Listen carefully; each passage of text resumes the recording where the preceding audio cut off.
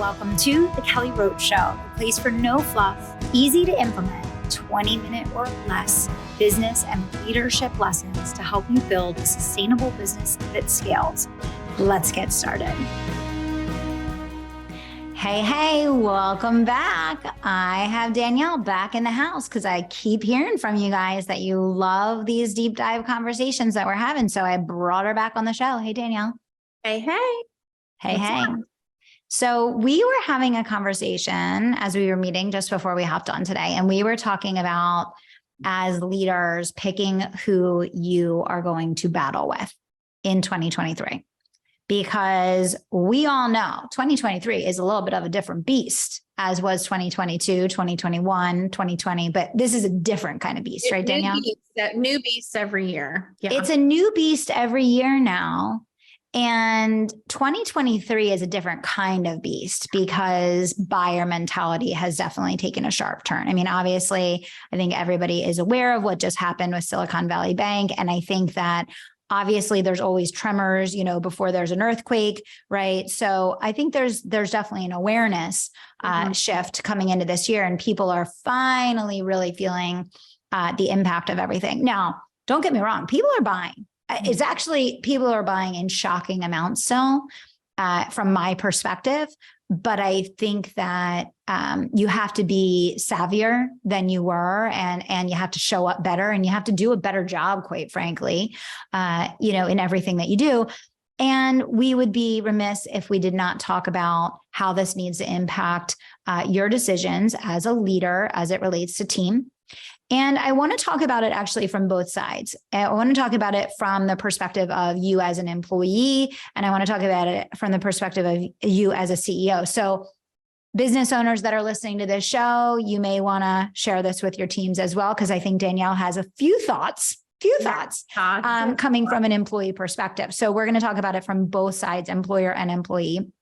But I would say that, obviously, in a market like this, lots of tough decisions will be made. And there's going to be, you can be loose and fast, with your decisions and with your money in a high growth market. And there's just so much fat in businesses during those times. But, in a time where things are contracting and it's a slower sale and it's harder to make a sale, and you have to be really conscious, what you require and what is needed from the team to succeed looks really, really different in a market like today than it does a couple of years ago. And, I have the question, and I have the conversation with Danielle and with Crystal all the time, who are you going to battle with, right? And I think that in this market, you have to really look to your left and look to your right and say, am I surrounded by people that have the scrappiness, the hustle, the determination, the desire to elevate in this market, and are willing to do what it takes? Or do I have people that are going to get frustrated, overwhelmed, anxiety-ridden, and panicked because you're like, oh, hey, this is the market that we're in, and this is how we're all going to have to pivot and show up in order to thrive? Danielle, thoughts? Oh my gosh, I don't know. She has so many thoughts. How long is this show going to go, Danielle? I'm going to talk about a little bit like employee first, and then I'll talk about just some of my own thoughts with my team, and we go back and forth. When I was teaching many, many years ago, making like $1 an hour, basically, for the work I was doing, I remember actually really strangely enough, I don't know why, I was a special ed teacher. It's like the most needed thing in the entire planet.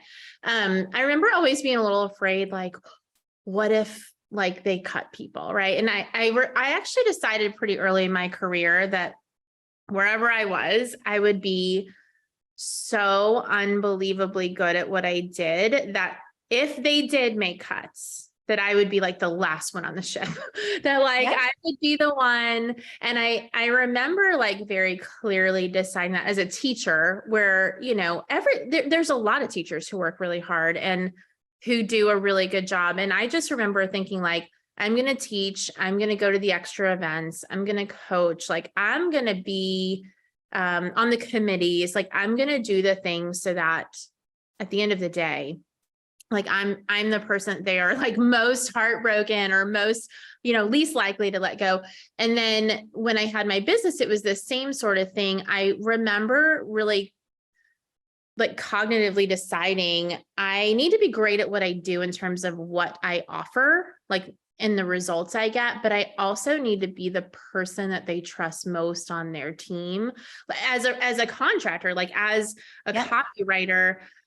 I want to give them the best advice, the best value, and the best strategy, even though that was my job. Like it was not my job. I was literally like writing a sales page, but I've carried that into everything I've done. And even, Esteban and I will always talk like, oh, what's happening with the economy? Like, are you ever worried about stuff? And I said, listen, this ship's going down. I promise you. And I'm not saying this out of arrogance or anything. Like, I know that we would be done if before anything would, change in my own personal life. And so I think that the thing that is really hard about that for most people who are employees is that you have to make that decision to be that before you get the promotion and before you get the raise. Yeah.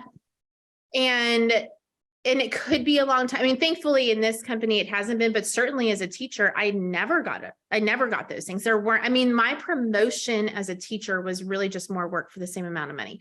So I was like a leader in my committee, but that was it. Like I didn't get paid more for that. And so what most people are unwilling to do is actually show up. Like if you want that next promotion or you want to be the indispensable one, or you want to be the last one on the ship, you want to do that before anyone recognizes you for that, anyone pays you for that, and almost prove to them that like you're kind of worthy of that position. And then those things come.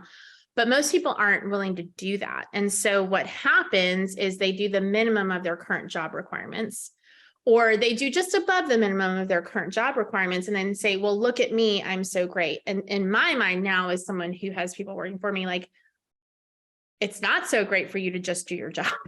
Like that's the bare minimum. Like that's the expectation. That's what you get a salary for. But it's really an unpopular opinion because of just the state of the world and that, everybody's like, we're entitled to this, we're entitled to that. I really think you have to prove yourself still. And I think when you do, a great boss, a great employer, which certainly has been my experience here, is they'll recognize that and give you the things that you eventually want. And you will become that one, that indispensable person. But you don't get that title first and then do the things you have to 100%. I would be ashamed. I would be ashamed if you ever had to come to me and say, hey, can I have a raise or can I have a promotion? Like I would be ashamed. Like that's not acceptable when you have someone that makes that decision. On the flip side, I think that culturally, things have shifted so much where there's almost like an arrogance, both from employers and employees. So let's talk about it from both sides. I see business owners bragging all the time. I never work. I'm unavailable. I'm doing this. I'm doing this. Bragging all the time about how basically they're checked out of their business. They barely ever work. And yet it's like, So as your customers are deciding who their partner that they can't live without is going into this next season, are they going to choose the person that's phoning it in, that's saying, here I am, look at me working as little as humanly possible, barely checking the box in my business so that I can, share all the reasons why I don't have to work and I can do these other things instead? Or are they going to choose the person that they really energetically see has their heart and their head in the game and is constantly working on improving and elevating what they're doing? And a note for all the business owners listening, I know as you look at minimizing expenses and making changes in the business to save profits, a lot of businesses will cut their service staff. And I would really caution against that. I know for us, we just hired more people on our service side of the business. We're recruiting now for more people on the delivery side because we understand that we better be able to not just deliver, but be the best partner that people have going into this next season. And that starts with the people that interface with your clients every single day. That's one. On the flip side, from an employee perspective, I think that there's been a very, very bad shift in the perspective around work over the last few years. And it's very unhealthy. I mean, I will say that there are so many studies about people that retire early and then ultimately die, basically, because they lose purpose in life, right? Work is meant to give purpose. Work is a good thing. Animals who work are healthier and live longer. People who work are healthier and live longer, right? And there's been this crazy shift in employee culture where people believe that they're to be compensated and to be recognized and promoted for showing up instead of for delivering outcome. Mm-hmm. And that is not going to fly in this next season. And as much as I think business owners have wanted to buy into that culture and maybe have bought into that culture over the last couple of years, that is not going to work now. That is not going to work in this next season, right? If your employee, or if you are the employee listening to this show, whichever side you're on, you have to be able to deliver an outcome, whether you're the CEO for your client, for your team, whatever, or whether you are the employee. You are not going to get paid to show up. I promise you, there's no employer on the planet in this next season of the economy where they're going to be able to pay employees to show up anymore. They're only going to be able to pay employees who can deliver a result. And I know no one wants to hear that, but that's the truth. And I want the employees to hear this because I want you to thrive. I was an employee.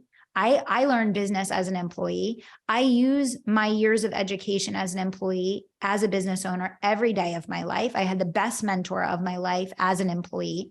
And I made the same decision, ironically, that you did, Danielle. When everything was crashing in 2008 and 2009, I was not scared for one single moment that I was going to lose my job. In fact, I knew that was completely off the table because I knew they needed me more than I needed them, period. And so for employees that are listening today, I want you to make that choice for yourself, because when you make that choice for yourself, you will acquire such better skills and you will become such a stronger, more capable business person at whatever you do.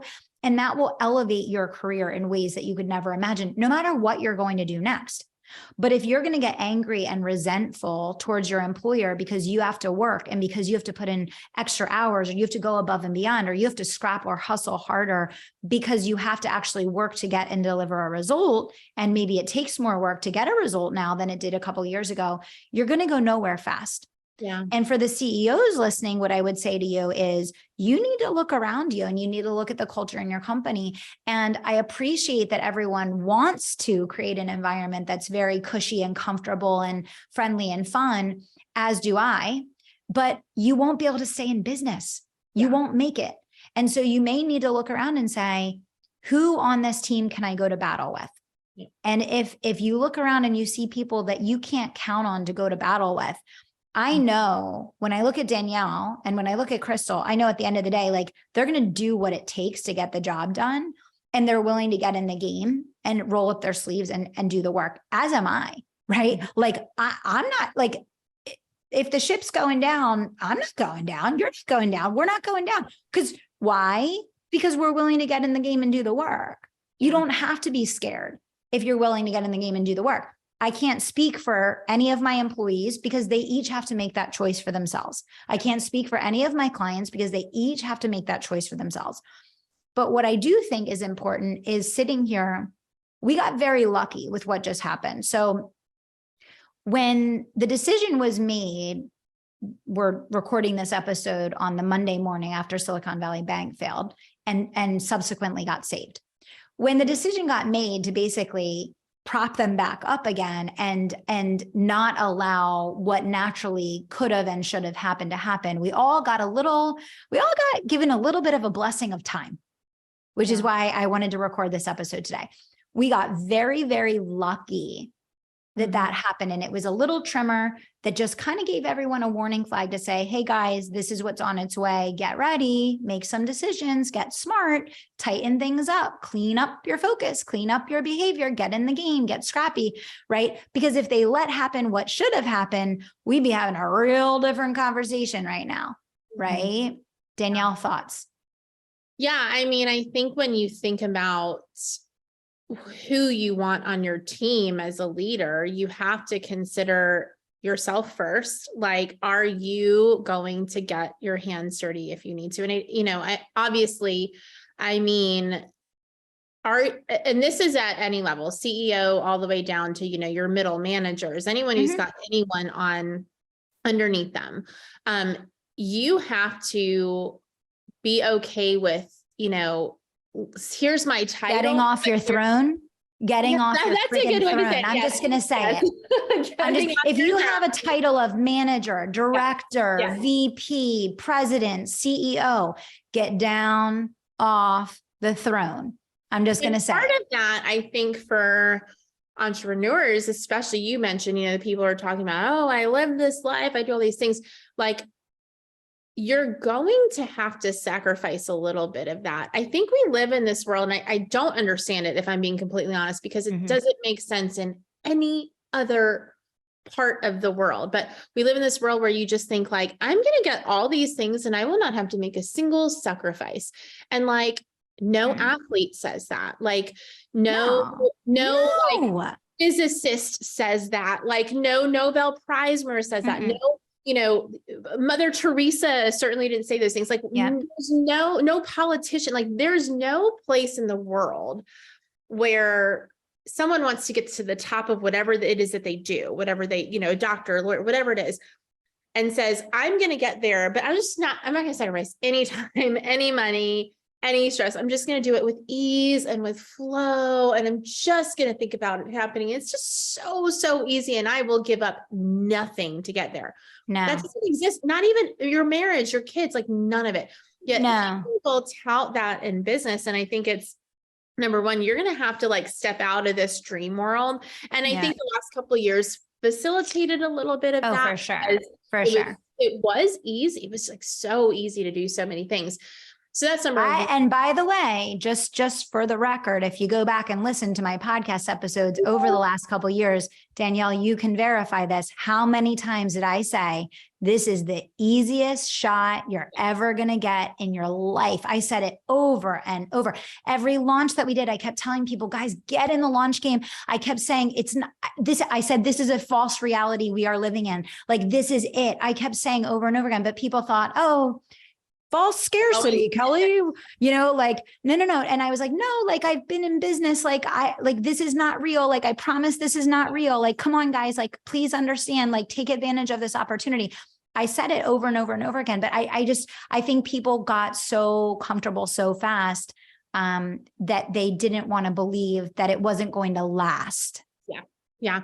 Which, and I think that as a leader, if you can't break out of that, you can't get off that throne, your team isn't going to buy in and you aren't going to be successful. So you could have the best players on your team. If they don't see you down there with them, it's going to be really hard to get results. So that's number one.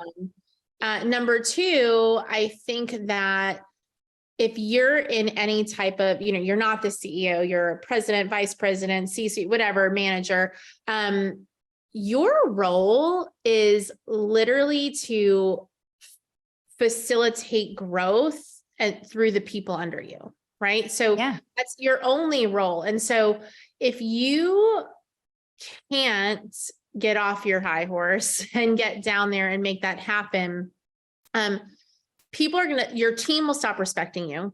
Your team won't do the work either because they don't see you doing it. And there's nothing that will kill culture more than a bunch of people, that are kind of at that lower level of a company watching everyone from the top say, just do, and not seeing them do anything themselves.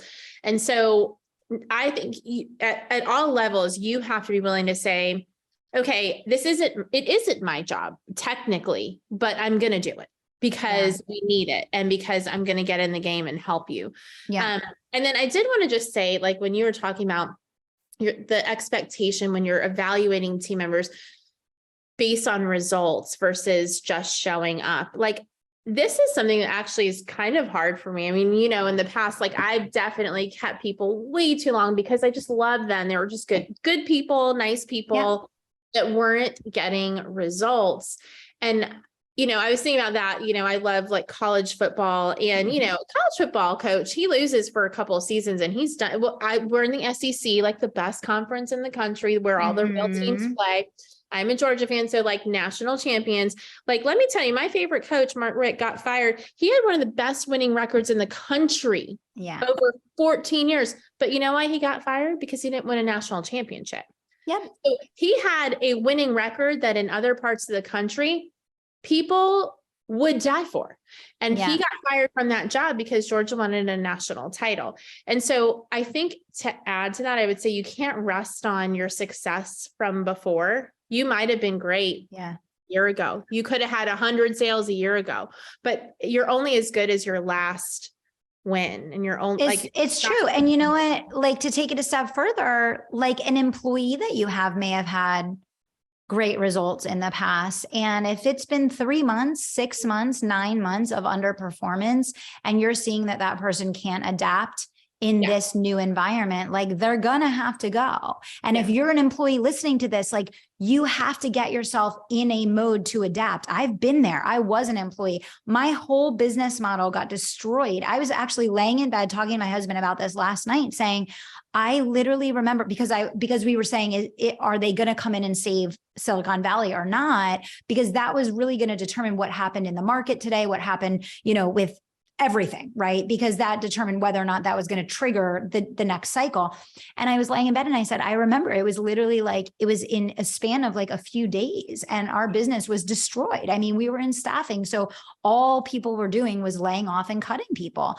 And so obviously that was our whole business. I had to literally create a new business model within my company in order to keep my job and to save the jobs of other people. But here's the deal, right? There's 2 layers of that. You as an employer have to find the path forward. And as an employee, you have to find your path forward. And if you are listening to this show today and you're in a role and you have not figured out how to monetize it and to make your company more money in the role that you're in for them having you there, there's a pretty good chance that that role will go away. And if you're a CEO listening to this and you're not looking at each of the roles in your company and saying, how is this role making us money or saving money? Then that role is probably going to go away. And I know this is not a popular conversation that people want to have. And these are not the things that people want to hear. But just like when we were launching in 2020 and 2021, and I kept saying every single week, I don't even know, it probably was 100 podcasts where I said, guys, get in there, hustle. This is the easiest market. This is the easiest market. That I couldn't say it enough times because I had the context. And I knew that I was selling in the online space before that. And I was like, this is not reality. And now I'm giving everyone the forewarning to say, we just got really lucky with the fact that they came in and saved Silicon Valley Bank the way that they did. And it did not unfold into what it could have been with bank rushes and other closures and all the other things. But it's a sign to go get your house in order, whether you're an employee or you're an employer. And everyone's going to have to make tough decisions over the next, cycle of the economy. And I say this all the time, the economy goes winter, spring, summer, fall.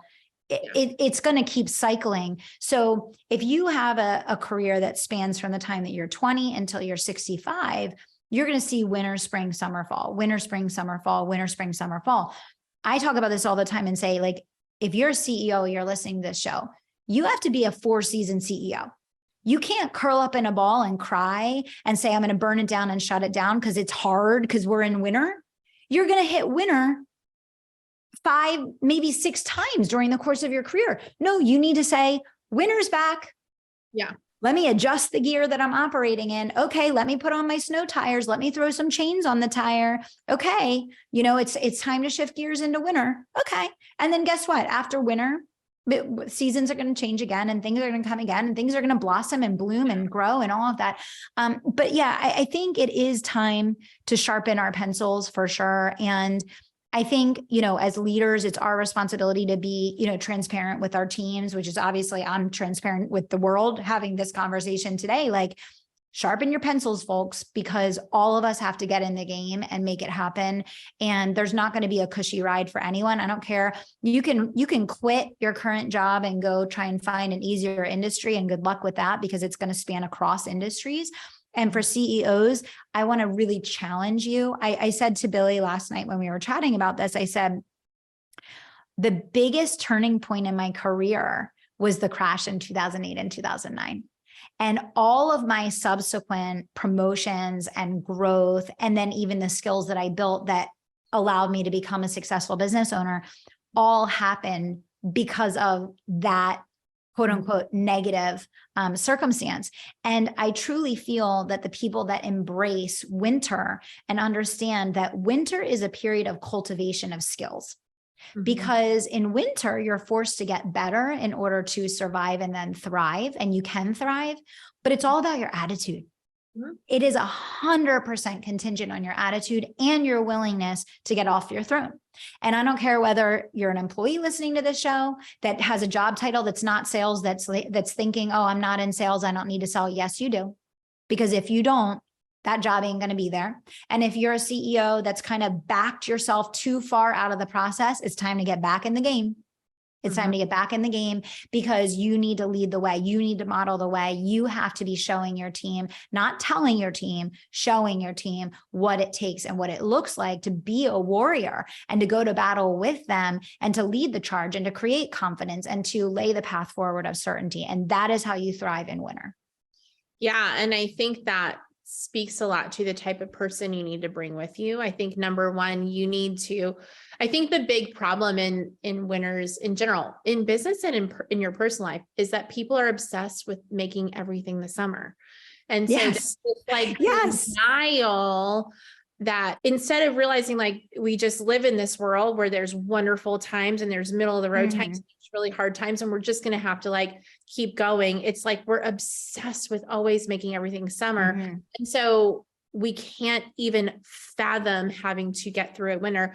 And so number one, you need to like stop chasing this whatever summer and realize like it's just what it is. And it is a season. So good. It will pass, but you're going to have to tap into a different level of yourself. And you just have to like get over the fact that that's real and that's true. So that's number one. And number two, like as an employee, you have to find your internal reasons, right? Like there's this kind of sense of my employer owes me all these things. And listen, I am not in any way talking about like these terrible, toxic people who like take advantage of their employees. I am talking about good, everyday, hardworking employers who have good intentions. They're running small businesses. Okay. So in that context, your motivation can't come from like, my motivation can't come from like Kelly telling me, oh, good job, Danielle, over here. Like Kelly's got to go do her thing in her role in the company. And I've got to do mine. Like my motivation has to come from a deeper level of my own who I want to be in the world. And for me, like the work I do represents a piece of that, like just like the way I'm a mother or a wife or a part of my church, like those are like, I can't look externally for motivation if I want to succeed in the world. And when you have team members who constantly need emotional support, they need, and I don't mean just general, nice, kind caringness. I mean, like you as their leader are constantly supporting them because they just can't cope. You need to evaluate, is this the right person? Because you need someone who is self-motivated because of who they want to become and what they see this role as, versus someone who needs you to give that to them. Again, at good times, it's fine. You have a little extra time, you can do those things, but you don't have that in these capacities. So that's something you have to be mindful of. Like, can this person, are they driven by something deeper? And it can't be you. I think the other thing you need to think about is you have got to trust your people in times like this. Like if there is any doubt in someone's integrity, in their motives, like I will take someone who, lacks a skill that they can learn, but I trust them 1,000 times over someone who just has great skills and you can't trust them. So I want to know that like you're telling the truth, that when I ask you to do something, like you're going to do it, like it's going to be a priority and you're going to do it in a way that represents the brand well, not just some shady shortcut, but you're going to take care and integrity in doing that. And then at the end of the day, this is employer. You need to look at this for the people you're employing and employee. You have to be committed in your own time, in your own way to building skills. And it's going to be hard and it's going to suck a little bit and you're not going to like every minute of it, but that's okay because we stopped chasing summer and we're just going to like learn the skills and become beginners at some things. Like it's interesting, like with these new companies, I've had to go back into doing things that I either haven't done in a long time or in some cases have never done. And I'm like, I hate this freaking technology. Like it's so like you're back in these beginner positions where you think like, oh, I'm not really here, but like it's what this season of business requires. And so you have to be willing to do that and not just stay in your like, I do this thing. I'm a content writer and I just write my content and then just do my like, you just have to be willing to sharpen your sword, and employers, you need people on your team who are willing to do that without you going to them saying, I need this. It's that self-motivation again. Yeah. And I think it's also recognizing that in every instance, it's like what got you here isn't going to get you there. So if you don't have that pliability and that willingness to adjust and adapt, like you're going to be in trouble. Right. And I think the other thing is like, for me, that's why I like always having a company or a few companies that are in startup mode, because I think it's kept me attached to the basic foundations of the business. Like I can pivot back to social selling. I can pivot back to doing some consoles. I can pivot back to doing some messaging on social media all day long, because I never forgot the roots of what got us here. And I think like, again, I always say like, being willing to have a beginner's heart with what you do as a CEO and as an entrepreneur, I think is so important, because I think the moment that you think you're too good, you're too advanced, that's beneath you, like that's going to be a problem, because in winter, everyone's a salesperson. In winter, everyone has to get in the game. And if you get so far removed from that, like that's going to be tough for you. Whereas if you stay connected and you have that pliability, it's a season. Right? It's a season. And after that season of winter, then you're going to begin, expanding and, growing again. The other thing I just want to say as a tip for everyone listening, just back on this idea of team again, is that you may need to restructure who's on your team. You may need to, in this next season, you may need to cut some roles that don't contribute to growth that were maybe necessary in high growth seasons. And you may need to reinvest in more team members to sell. You may need to reinvest in more team members to serve clients. And you may need to reconstruct your team really around those two things, and those two things only, like sell and serve, right? And so like, again, just be thoughtful about that, and be thoughtful about bringing opportunities to your team where they can contribute to profit, and then they make the choice. Right? Create opportunities for everyone to contribute, and then give them the choice, and you'll see who steps forward. You'll see who is like, yeah, I should probably get in the game. Like it makes sense for me to be looking for ways to contribute. And then you'll see people that don't do anything differently, and they don't contribute and they don't step forward. And that's going to have a natural consequence also, right? So I just think that's like, we all are going to be going through this together. We're each going to have our own experience of it. But I think the more that you kind of get yourself amped up and in the right mindset, mentally prepared, physically prepared, there are going to be companies that thrive during this period. I literally fell asleep last night thinking to myself, I wonder what will come next for me because of this next season, because I was thinking to myself, all the things that happened because of the crash last time were what made me the business person that I am today, right?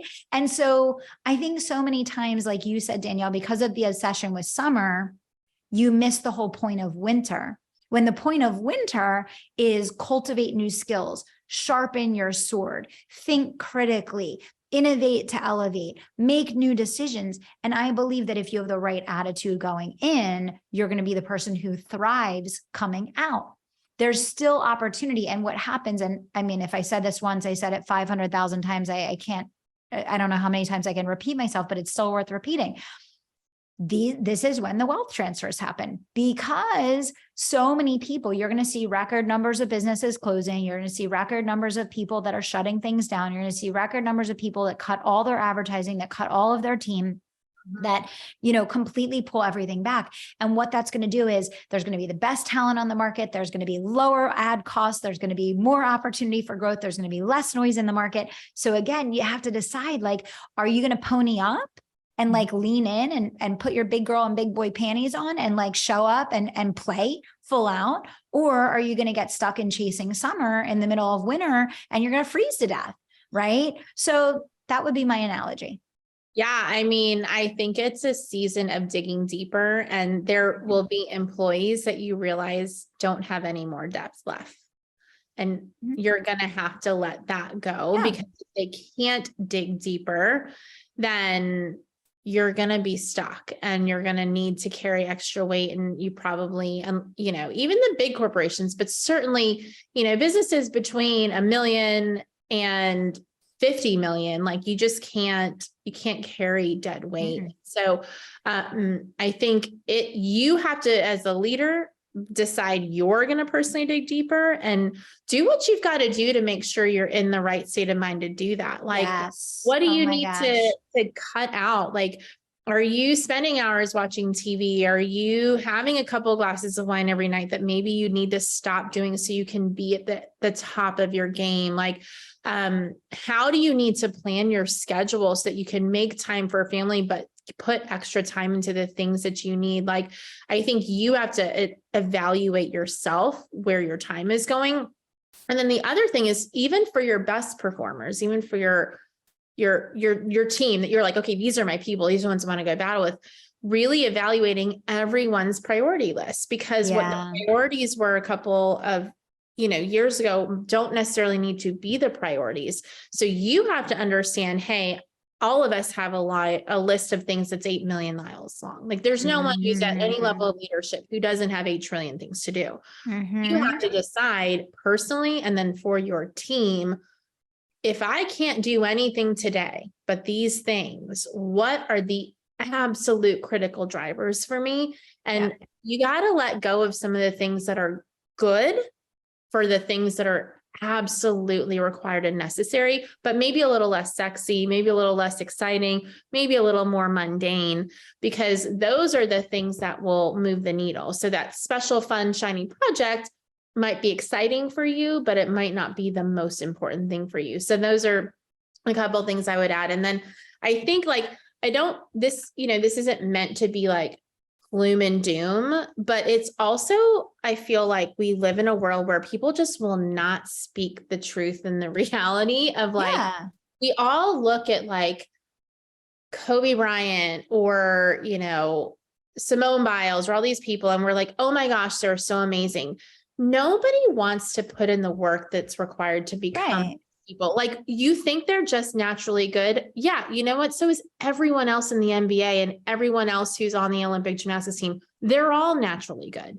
Like Michael Phelps swam against 20 years of swimmers who were naturally good, and he killed all of them for 20 years. So at the end of the day, there's a difference. And if you want to be those people, you have to understand that natural talent is only going to take you so far. And the extra work you put in above and beyond what everybody else in your industry is doing is what will be the difference. That means the work you do for clients, you do as a leader, and the work you do as an employee, those things will be the difference makers for you. And at the end 100%. Of the day, there are countless swimmers who swim against Michael Phelps whose names we don't know.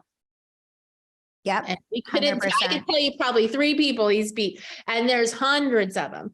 And at the end of the day, even people who don't know a thing about swimming know who Michael Phelps is. So you've got to decide, if you want that, are you willing to do the things required to get there and go that extra mile? And I think if you're not, it's going to be a rough couple of years. It is. Yeah, absolutely. Yeah. I mean, that's it. Right. And so, and I'll end with, one final note, which is that, I think you mentioned, Danielle, about like, what do you need to cut out to get yourself in a space where you're prepared to thrive? And I talk about this all the time, but like, you have to be mentally acute, like cut the crap, right? Whether it's bad stuff that you're eating, whether it's stuff that you're drinking, stuff you're putting in your body, you're not getting outside, you're not getting sunshine, you're not getting fresh air, you're not exercising. Like you and only you are responsible for getting yourself in a mental and physical space to be able to thrive, and no one's coming to save you.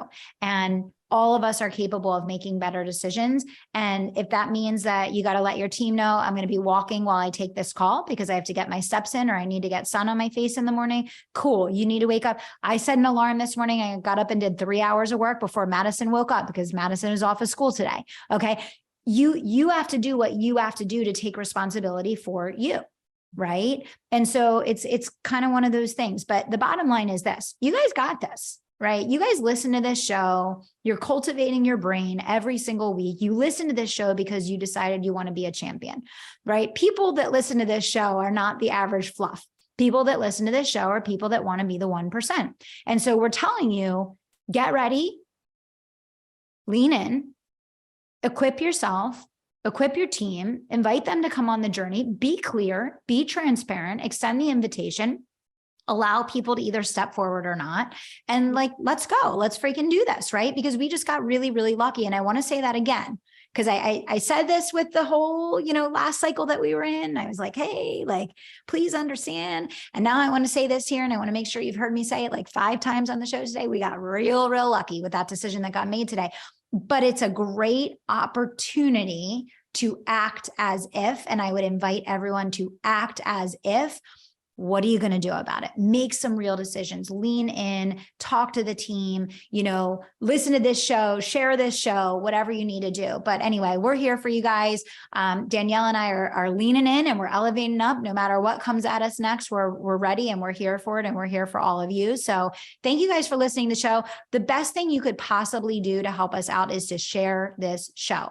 Share this show with other entrepreneurs that you know. Share the episode and tag me on social. Like, get the word out to other people, because this will save businesses. This show alone will keep people in business. So if you have other entrepreneurs that you care about, pass the episode on. Pass it on. Thanks. All right. Thanks for tuning in, guys. We'll see you back here soon.